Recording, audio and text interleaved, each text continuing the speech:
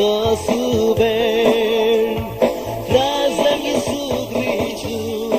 và sẽ ta lang đi con bờ ngài vui do những sự phạt vô lăng tơ bắt tông play lưng bồ kê thầy dục cho thari hallelujah berde cơ kra giang ti maari linh lang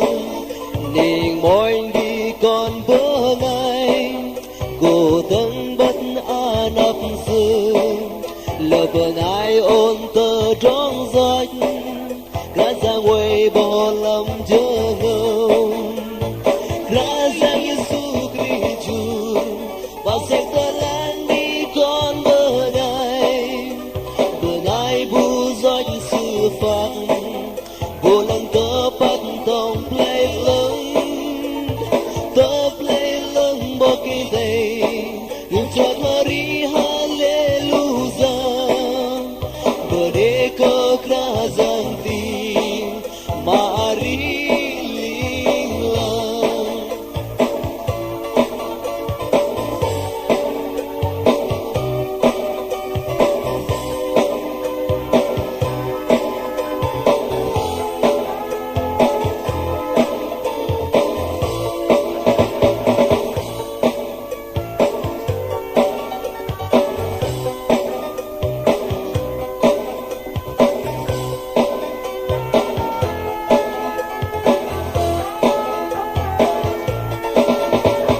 sang hơ mẹ play lưng cờ lưu chơ ngâm rơ go lại đường thôm tơ trong gió dục cho bé ở bờ ngài lui ra giang Yesu Christu và sẽ ta lang đi con bờ ngài vu do những sự phạt vô lăng tơ bắt tông play lưng bồ kê thầy dục cho thari hallelujah bờ đê cơ kra giang ti maari linh lang ra giang Yesu Christu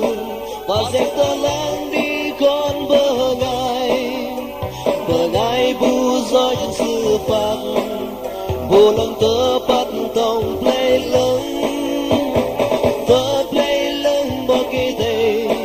yêu cho thari hallelujah bờ đê cơ kra giang